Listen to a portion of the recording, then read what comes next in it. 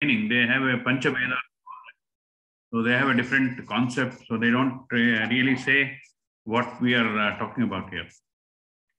Yeah, obviously, they have a different idea because duality has to be maintained. So, and Vashishta Advaita also same thing.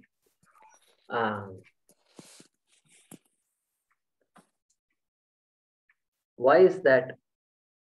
Why it is like that? Why there is a different interpretation? What is the difference, main difference between the interpretations? The main difference is everything is Satyam. There are many Atmas. Atma is Satyam, okay, but there are many Atmas. What about body? Is it Mithya or Satyam? It is Satyam. What about this world? Is it Satyam or Mithya? It is Satyam. What about Vaikuntha? It is Satyam or Mithya? It is Satyam. Everything is Satyam. So in a world where everything is Satyam, moksha has to be redefined. Correct? What is the definition of moksha? Space is Satyam or Mithya? Space is Satyam. That is why all these places are all Satyam, and Vaikuntha also is Satyam. Okay, then what? Then moksha redefined. How do you redefine moksha? You have to go somewhere.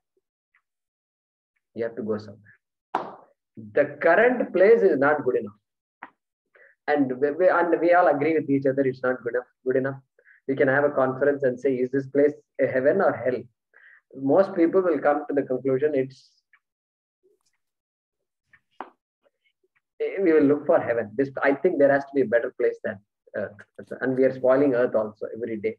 And ozone and layer and this, that, all these problems are coming. Even the people who thought this place is heaven, sooner or later they will say, it's becoming like hell, they will say, correct? They will end up saying it. And so why? Because this is Satyam. So yeah, correct. So I gave you this answer just to say, yeah, the interpretations will be there based on what is my idea of Satyam and Mithya. And I have to interpret it differently. So anything else you wanted to say? But actually, if there is a concept which needs to be understood from the Sanskrit words to our whatever language we are using, so it should mean the same thing. You can't interpret a particular word in different thinking or different concepts. So that doesn't really sound okay to me. Now, why should Advaitin say this and Dvaitin say something else, but the same meaning, same Sanskrit word? That's where I have a question. Yeah, so this is the conflict. This is the mother of all conflicts, especially for a person who is studying the Shastra is a very big conflict. See, algebra means algebra. 2 plus 3 is 5. The whole world understands 2 plus 3 as 5. So one school of thought says it is 2 plus 3 is 4.9. Another school of thought, 2 plus 3 is 5.1. And then there is one school of Advaita school of thought, 2 plus 3 is equal to 5. We don't see something like this. So therefore, why the Shastra is interpreted like that? Well, Bhagavan has given us the ability to interpret whatever we want. That freedom is there. And so that's why critical. That's why we have to ask the question. That is why buddhi is given also to think. And we have to think through this. We have to think through this. Compare and contrast. If you have to separate two opposing views, you have to place both views in front of you and then think through it. Fortunately, thinking on. That is why Vedanta, we say there is nothing to believe. When Swami said this first, I was taken aback and I was happy also. Nothing to believe. Initially, you believe. Shraddha is there. Shraddha means belief only. And you believe everything the Shastra says. But finally, Shastra says you have to process it yourself. Correct? Because the buddhi is given. The buddhi is given for us to understand. So we process it. Your question, Sateshji, can be answered only by you. Correct? The fact that you have a question implies you can answer the question. Correct? We're jumping. We're jumping from I have a question to I can find the answer to that question. It's a faith. I have faith in myself. That's what we're saying. Shastra Mandal, let it be. Do I have faith in myself or not? No, because I have another related question. So when you say 434, I think Tadvidya pranipatena pariprashnena sevaya, that we saw. So where the Madhvacharya himself was an Advaiti and his guru was Advaiti. So he challenged and then started his Dvaita concept, which is in contrast to what was taught to him. So he didn't follow that, what was like the 34th passage. He didn't respect it. Does it mean we understand that way? No, it just means that it is possible to interpret it differently. And it means that it is so compelling. These opposing visions are so compelling that, okay, one second, I have to.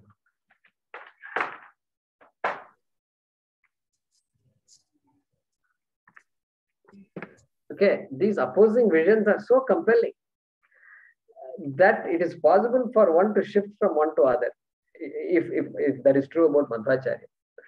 And so we have to process it. I don't want to say some Acharya did not understand. It will be disrespectful to say that. Okay. They're all Ramanujacharya, everybody, they're all scholars. They're all big, I mean, they've written big theses on these things. Thesis after thesis have been written. So therefore, the way I think of it is, did I understand Mithya or not? If Mithya is not understood, then there will be a lot of philosophies. Let me repeat that statement again. If Mithya is not appreciated, everything is Satyam. If Mithya is not appreciated, everything is Satyam. When everything is Satyam, then you can start your own philosophy now. I can start my own philosophy. Why? Because that's a problem, Guruji, because for them, dream is Satyam. So how can dream be Satyam? For them, they can't say dream is false, because for them, there is nothing like false. So everything is Satyam. And then Sushupti, Satyam for them. So these things won't fall in place for a Dvaita philosophy at all. That's what I'm coming to. Correct, it won't. Because Mithya itself is not understood. Our whole discussion is based on our understanding of reality, which is Mithya, which is not absolute reality, which is not, and then there is absolute reality, which is Satyam. Because what comes and goes cannot be Satyam. That is what we say. What comes and goes is a different order of reality than Satyam. Correct? And so that is, therefore there is Anityam and then there is Nityam. And every object in this world is Anityam. But Anityam requires Nityam for its existence. And that is Satyam. And that Satyam is Atma. Okay, like that is our discussion. Anyway, you know that. So that is the difference. That is what causes all these difference. And there can be more. There are many. I mean, even among Buddhism itself, they have so many, 7 or 8 different, Bauddha, Mataha. So like this, so many are there. Many things can be there. Okay. Thank you. Good. Yeah, Haraprasad ji.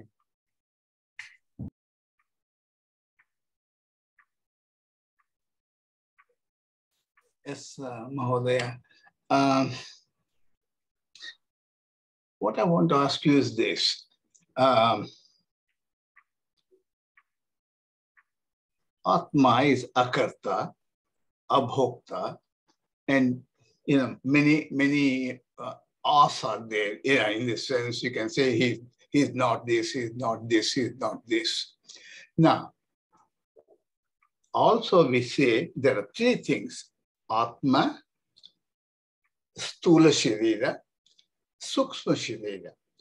When a person dies, the Stula Sharira is gone and the Sukshma Sharira travels. Now, does the Atma travel? Atma is akarta. Does Atma travel? Or it is the end of the story? Right. So, what travels? This gati is very common. Something has to travel because this punarjanma, transmigration, implies transmigration, because there is something that is there now, and the body is dead, but the person per se is not dead. And there is something about the person that remains, and then that is the Sukshma Sharira that travels to another body based on karma. That's what we say. Okay. Now,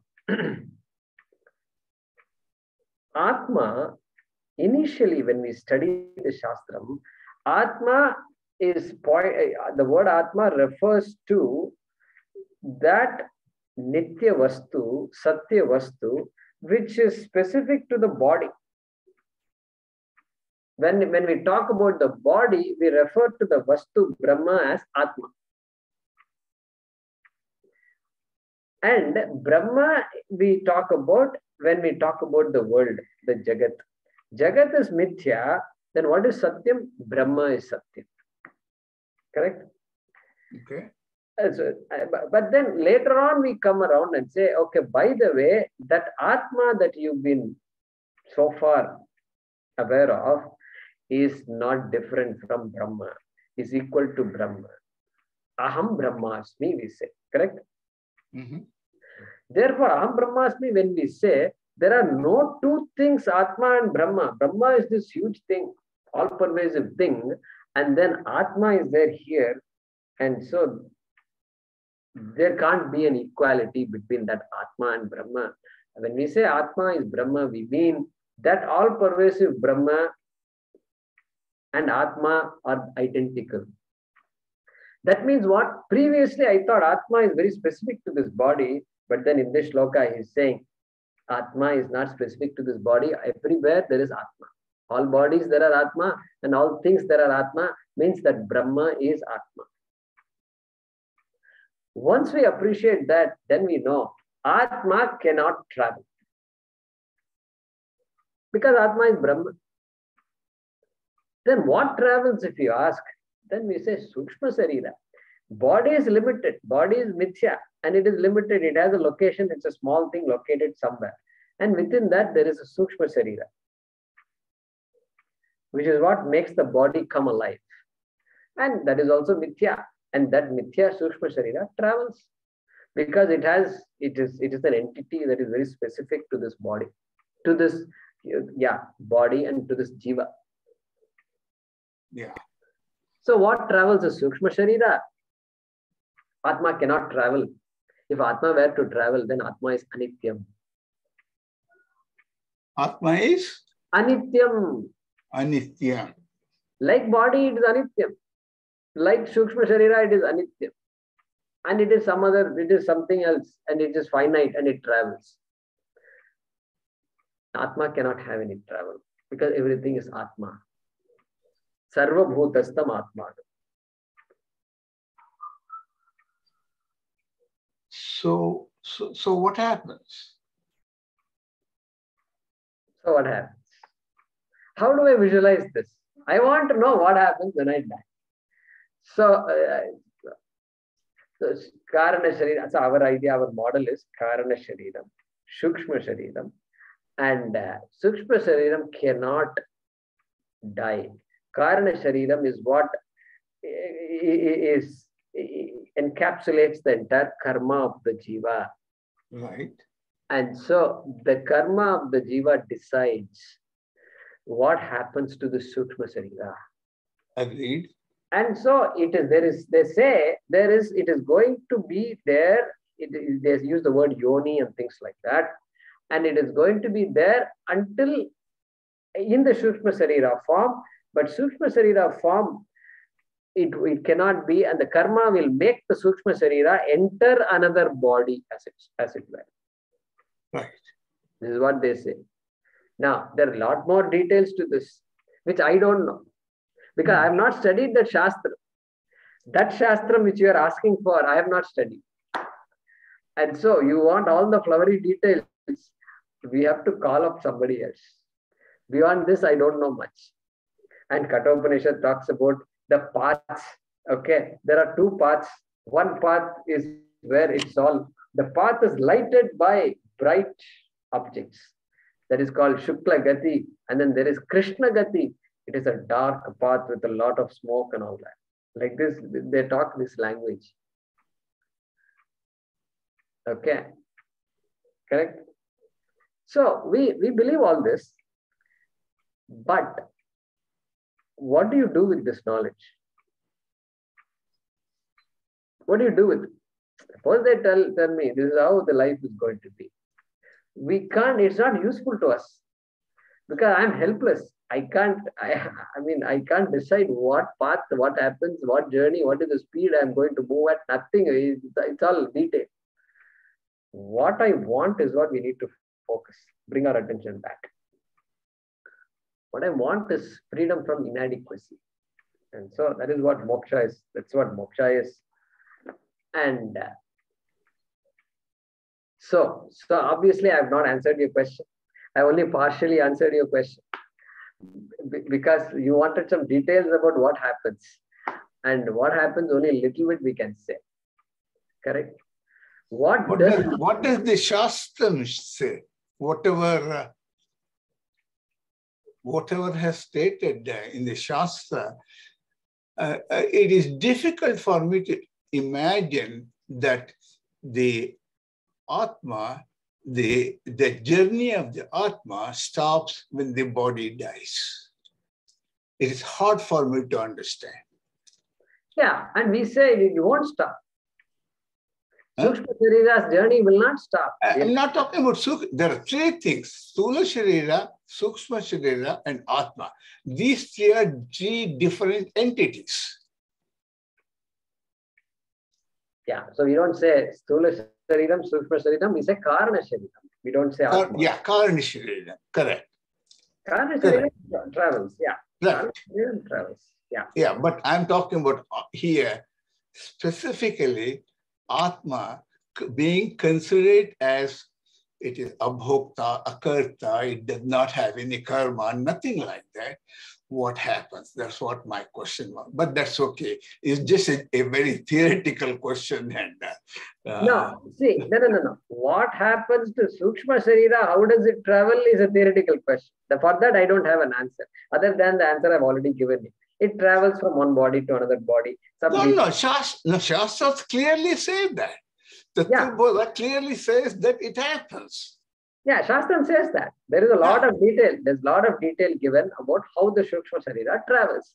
Correct. And how long it has to stay in the yoni, and then what kind of birth it will have. All that it talks about. That is why we do Pitir Karma. Pitir Karma is based on this only. Pitir Karma, when we do this Tarpanam is based on this. Tarpanam says that, hey, if Pitris are there, whoever has passed away, you have to pray. They are gods. They're gods. And then, but they may, what if they have already got a body, a human body? Because somebody who's passed away will get another body if they don't have moksha. Therefore, the body, but we say we pray for them. Pray for them so they are happy wherever they are, etc. This whole, our rituals are also based on this theory of transmigration. Of course, it moves, no doubt about that. We're saying we can be definite that Atma does not move. That's what I'm saying. Because Atma is, I'm confused saying that Atma is some finite entity sitting here in my body. But Atma is that which is Sarva Vyapi, all pervasive, therefore Avinashi, therefore Nityam. And it is not different from Brahma. That Satyam, Atma cannot move. Why it cannot move? Because Atma is all pervasive. There is no place where Atma is not. It is like saying, where does the water move? Where does the ocean move? Ocean cannot move. You can ask, what happens to the wave? You can ask. Wave is born and wave will die, but water is not born. Water cannot move. Water won't die. Something like that. This is an example, just an example. Okay. Because everywhere, water everywhere. Correct? So when something is everywhere, that something can't move. For ocean itself, we can appreciate this. Just think about Atma, which sustains everything in this world. Correct? Okay. Therefore, Atma moving, that idea we slowly give up And we say, okay, Karana Sharira moves, Sukshma Sharira moves. And so that identity, that unique identity which has a unique Atma, karma balance, etc., moves. Yeah. Correct. So you're right. I'm saying that those details about the flowery details about what happens to this jiva, this Sukshma Sharira, I've not studied that Shastra. Okay. And yes, there is a Shastra. Correct. Dhanyavadaha, Mahodaya. Thank you, Prasad. Yeah.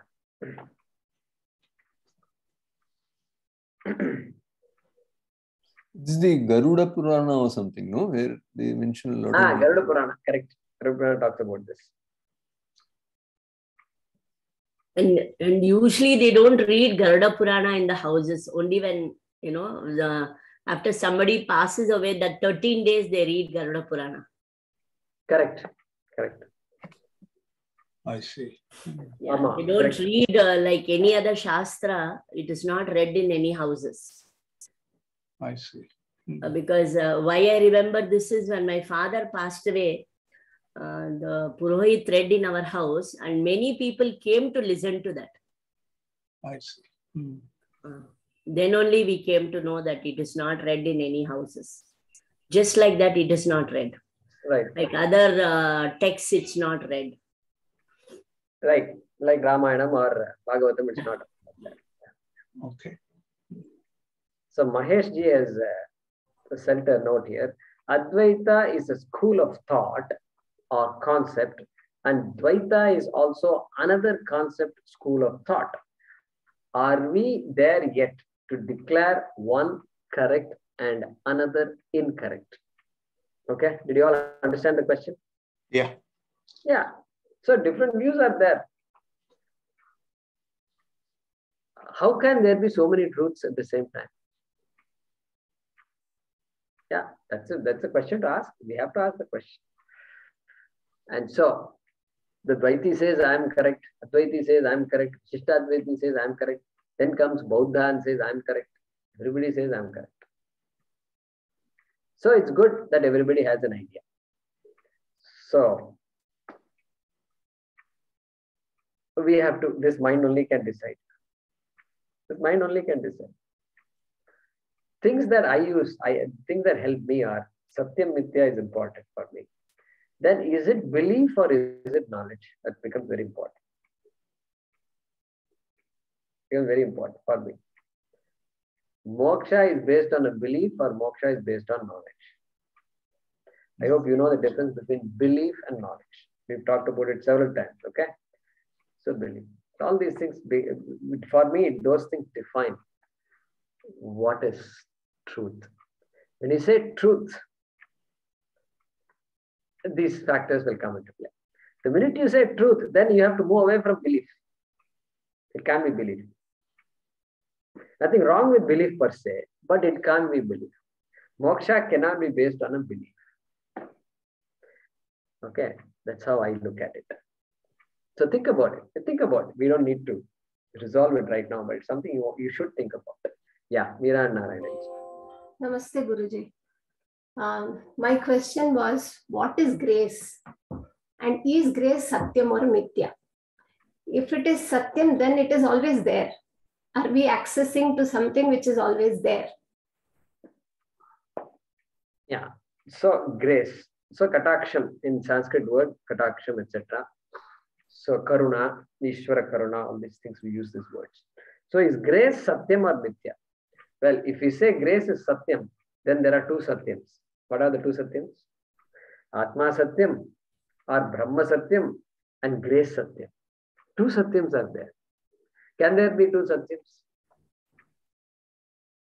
If two Satyams are there, you know what will happen? Then they become, each will be limiting the other. Each will be limiting the other. So two Satyams will fight with each other and then finish them off. Then we have to find out where is that Satyam which supports this Satyam and that Satyam. Okay. Therefore, grace is not Satyam. Grace is Mithya like anything else. And so we tap into that grace through prayer, through prarthana. Yeah. It's there. It is there. Like water is there. Rainwater is there. Ocean water is there, but you can't drink it. You have to tap it. Correct? You have to tap it.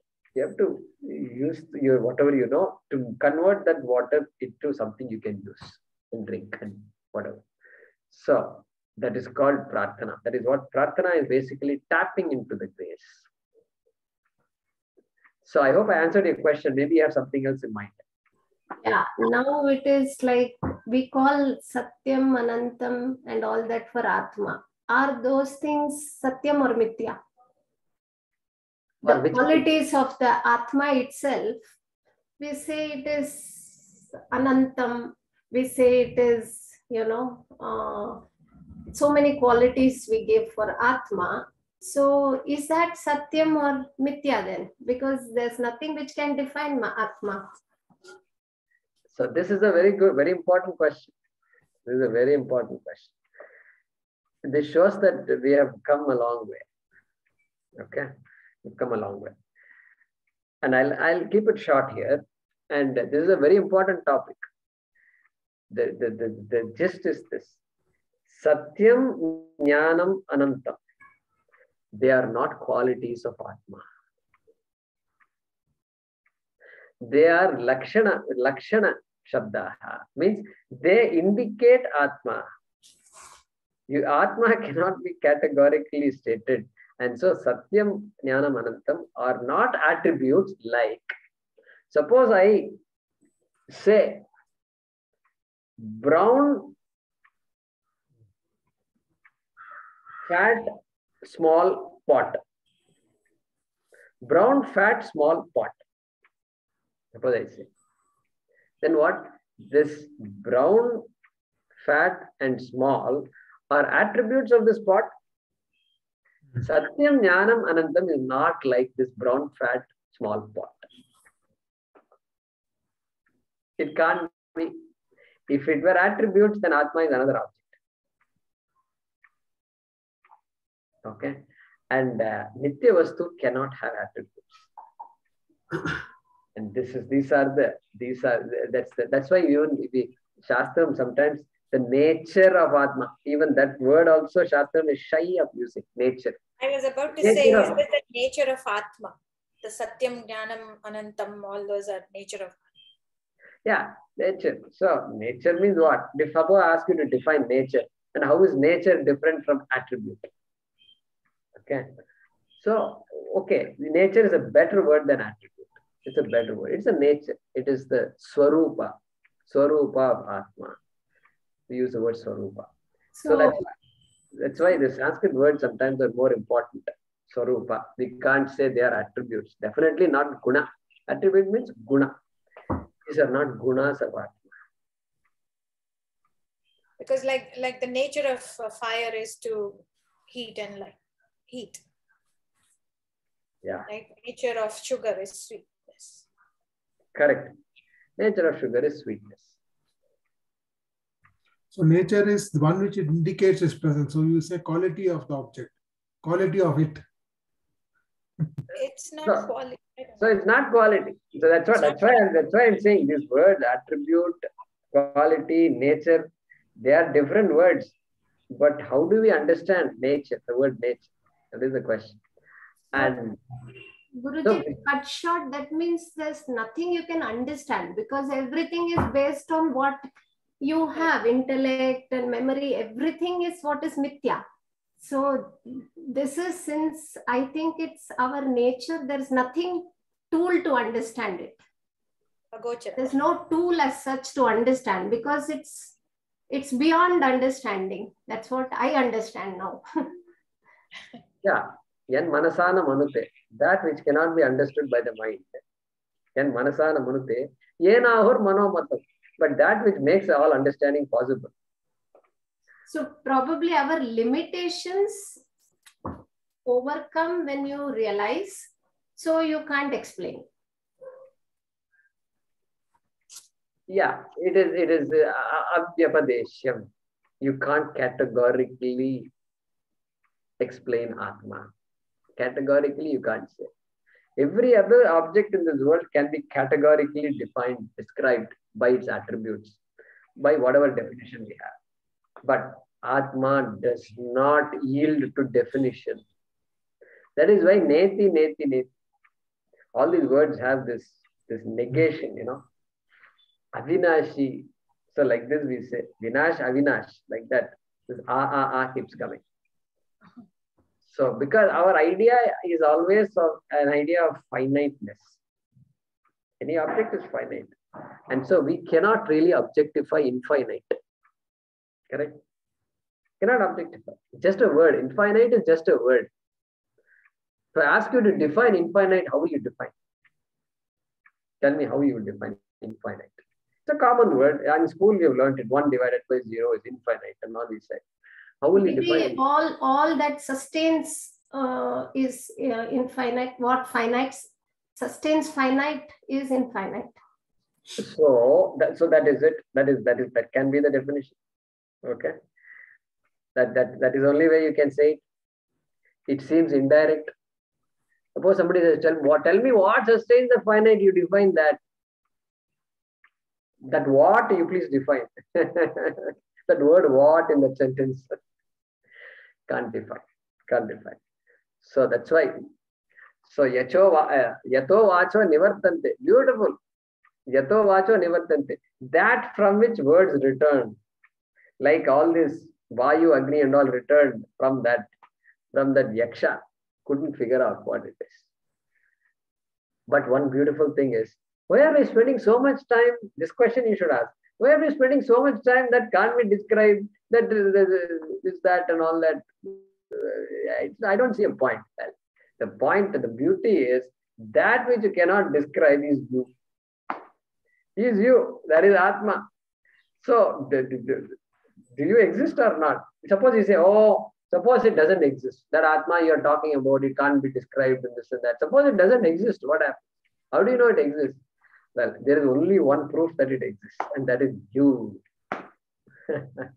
Because nobody can say, I don't exist. What is one more question, Guruji. What is the difference between deep sleep and Samadhi? Samadhi is you are awareful, you are present and you are awareful. The awareful eye is present. Deep sleep is also Samadhi, but you don't know. You are unaware. So in that case, in Samadhi, is ignorance not there? It is there, no? Only when you are ignorant, you can be aware of something. Okay, so when you say only if you are ignorant, you are aware of something. When you say that. Because that delusion of awareness, that true awareness doesn't require, it is your presence. What you call awareness is your presence. So if you see something apart from you and experience something, it is an experience. So it is an experience. So you don't experience sleep, but when you get up, you know you slept well. But in Samadhi, you are in the state of your own self, but then you come out to realize you were in Samadhi. So it's not, you're not there in that state for a long period of time. So how is it different from sleep?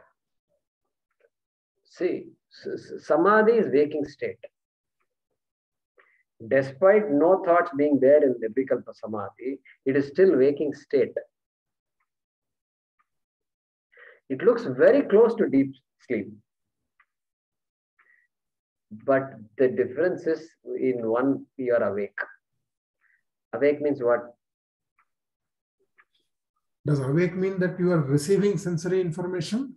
You have the potential to receive sensory information and process it.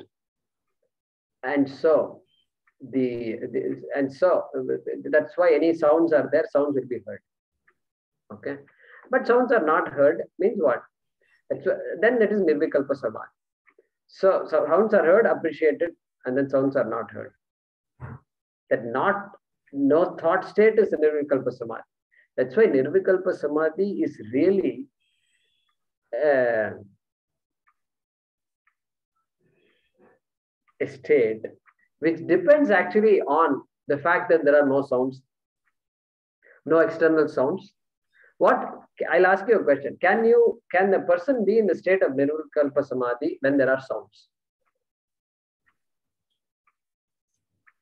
Sound If he is, cannot perceive, then yes. then there's no Because sound. sound is irrespective of external. If I don't hear you, you are not speaking. Okay. So if sounds are there, and if the person is really doesn't hear those sounds, despite being awake, there are two possibilities, at least two possibilities. One is the fellow is daydreaming and his mind is somewhere else. So he can't hear. Somebody is calling, hey, Vikram, Vikram, Vikram. No. Or the second possibility is WhatsApp.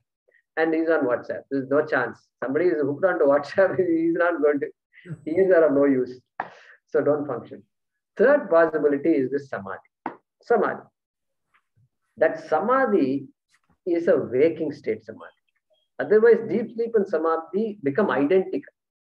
They become identical. Samadhi is a pursuit, remember. It is a pursuit. It's a conscious pursuit, which can happen only in waking state. So is his ignorance suspended for some time in Samadhi? So ignorance is always there. Suspended means what? What do you mean by suspended?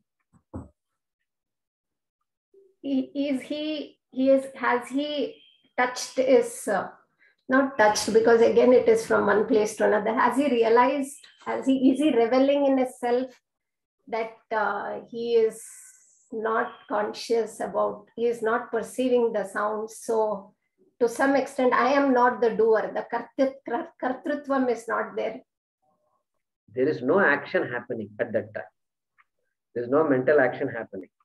At least nothing perceived in Nirvikalpa Samadhi. Rest of the body functions are functioning.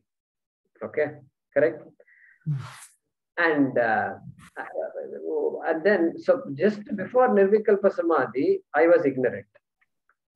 Then I went into Nirvikalpa Samadhi. Means thoughts are gone. No more, I have no thoughts. Now tell me, am I ignorant or not ignorant? Of any concept, doesn't matter. Suppose I don't know Chinese language, before Nirvikalpa Samadhi. During Nirvikalpa Samadhi, that ignorance of Chinese is there or not? It's there. Huh? It is there. It is there. Correct? It is there. Yeah. And that's why when I come out of Nirvikalpa Samadhi also, that ignorance continues to be there. I suddenly don't become, I start talking in Chinese. Not possible. Okay? Not possible. Therefore, that whatever ignorance is there before Nirvikalpa Samadhi continues. Only thing that removes ignorance is jnanam, but jnanam cannot take place in Nirvikalpa Samadhi because pramanam is needed. Pramanam is needed. Even one line is enough. Hey, you are Brahma, you are free. Somebody has to say, and I got it. I can say I got it.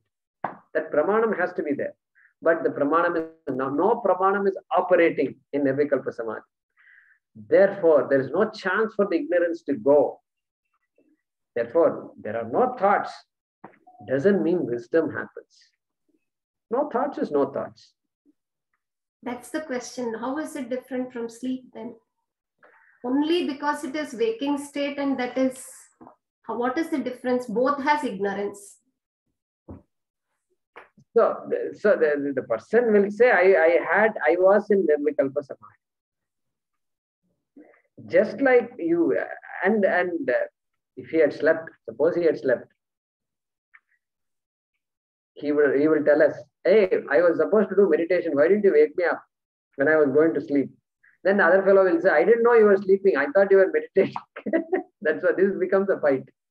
So yeah, there are many places they say, Shushupti and Nirvikalpa Samadhi, there's not much difference also.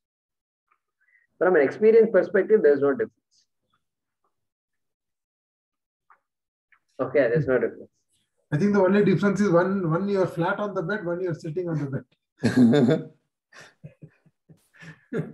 No, but does that do the Shuddhi happens in that the Antakarna Shuddhi may be happening because you're in a conscious state, you're resting, deep rest?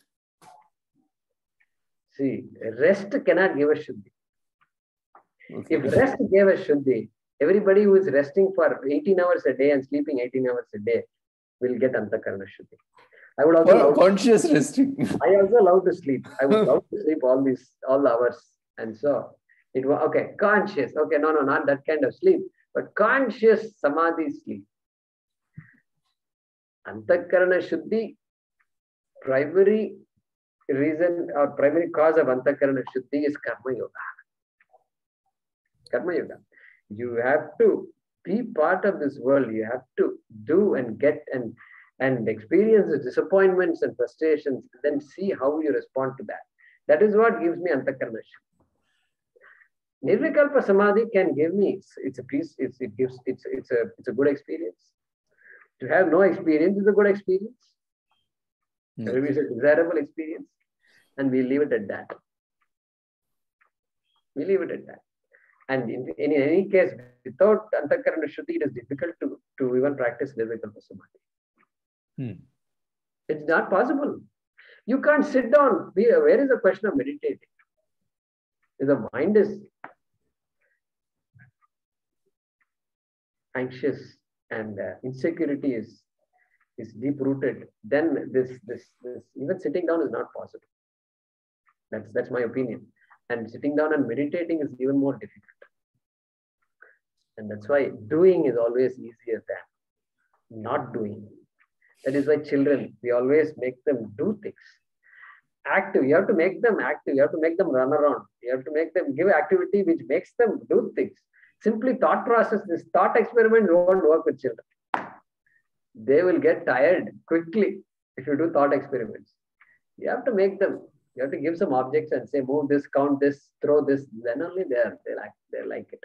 Because keeping quiet is very difficult. So I think the Shuddhi, Antakarana Shuddhi is through Karma Yoga only. And Shravanam helps it everywhere. So. No, because Dhyanam is given a lot of importance for whatever. Yeah, but Dhyanam is for the person who has Antakarana Shuddhi. Okay. See, it's like asking, if I go to work, will I be truthful? What will you say? How will you answer that question? Hey, you're supposed to be truthful first to begin with. And everything is, you're doing honestly, dharma. Then only you got to work, and then if you want to be successful in work, of course you have to be honest. So honesty cannot come by working. Even though for some people that may be true, but we are supposed to prepare ourselves before the dhyanam and things like that. Correct? Yes. Yeah. Good. Dhanyavada, Guruji. Dhanyavada, Guruji. Good discussion. Yeah. Thank you. Bhagavat. Yeah, any other questions? Yeah. Om Namo Bhagavate Vasudevaya Dhanvantaraye Amrita Kalasha Hastaya Sarvamaya Vinashanaya Trailokyanathaya Shri Mahavishnave Namaha. Om Namo Bhagavate Vasudevaya Dhanvantaraye Amrita Kalasha Hastaya Sarvamaya Vinashanaya Trailokyanathaya Shri Mahavishnave Namaha. Om Namo Bhagavate Vasudevaya Dhanvantaraye Amrita Kalasha Hastaya Sarvamaya Vinashanaya Trailokyanathaya Shri Mahavishnave Namaha. Thank you, Jay Kumar. Thank you, Jay.